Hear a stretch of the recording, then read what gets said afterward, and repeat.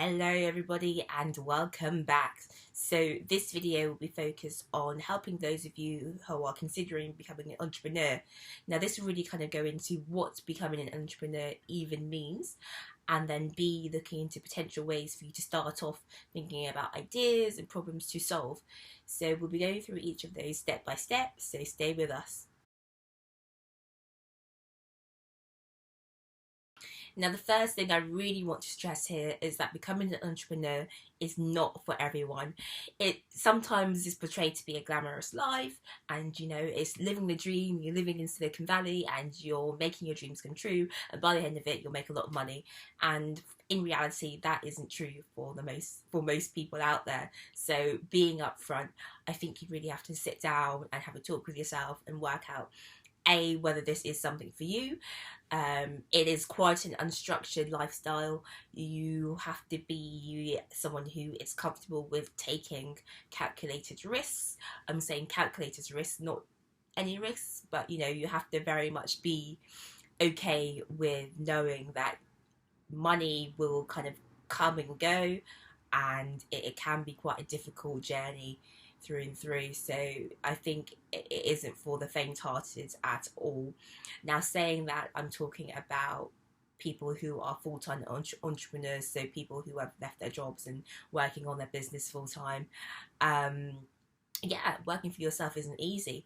So I think, if it is something for you, or you're looking to kind of test the waters, I would suggest either staying in your full-time job and kind of working on the weekends or after work, and see how that goes, and see whether it's something that you think you could kind of take forward. Now, what I'm really trying to say here is that you do not have to quit your job immediately to become an entrepreneur. I feel like a lot of entrepreneurs feel the pressure to leave their jobs from external resources such as investors, potentially family and friends. Like, how could you be doing a full-time job and being an entrepreneur? I think it very much is a step-by-step process, and I think you have to kind of gradually go into it, and not many people can say go straight into it without any financial backing, and not everyone is from a wealthy family that can support them. So in reality, I think a lot of people do have to work alongside it in the first stages. So I think that helped to de-risk some elements of entrepreneurship and creating a business. And I think this is what I personally did, and this is what I would suggest for those of you who are interested in starting a business from scratch.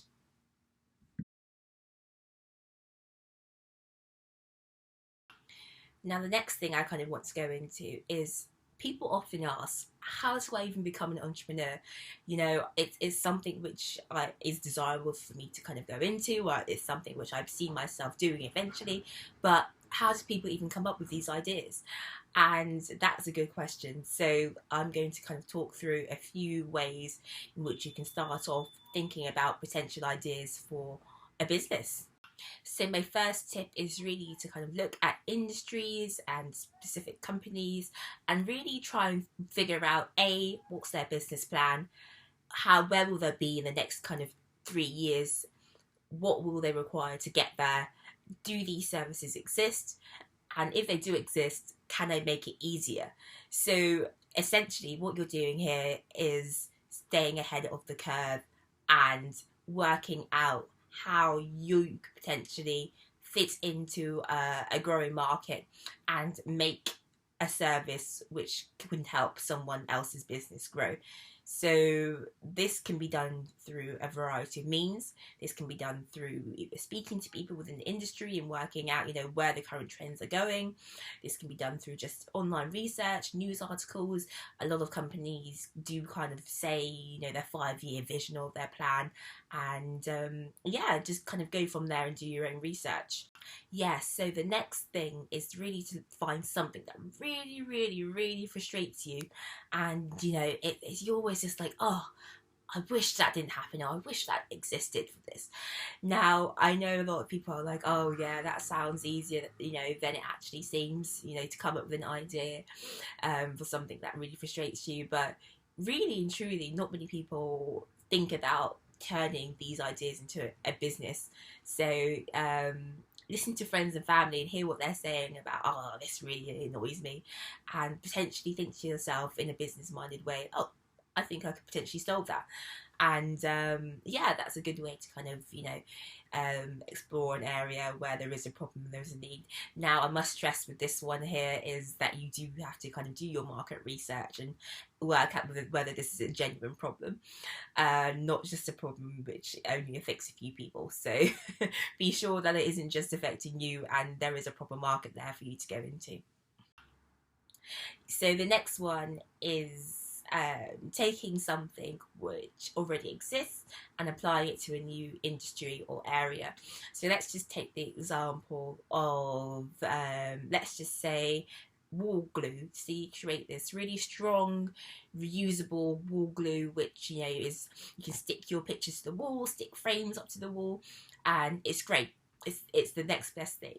Think about how you could potentially apply that to different areas in the household, for example, even outside the household. So say in your kitchen or in your bathroom for holding up, say, your bath rack. And yeah, just really think about the different uses for kind of everyday things. So you may use something in a different way for what's intended, and see whether you can tweak it a little bit and make it something new. So that's the next suggestion. So the next one is really focused on finding an area which really hasn't had any new innovation, any new technologies, any new products for a long time. And there's a buzzword coming here which I don't like, but disrupting the industry by creating a new tool which really saves people time, money and effort. And if you can do those three things, you're really onto a winner there. Now the last one is something, again, I probably don't recommend so much, but take an existing product and see whether you can make it cheaper.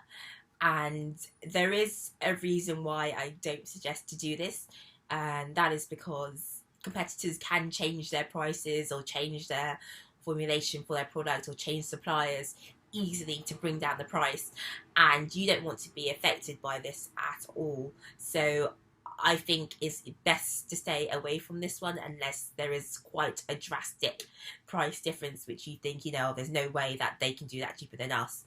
But yeah, I wouldn't say that's a sustainable business model, is to kind of undercut competitors by any means. Yes, so those are my suggestions to help you kind of start off thinking about, how can I create a business? I don't really know what to do.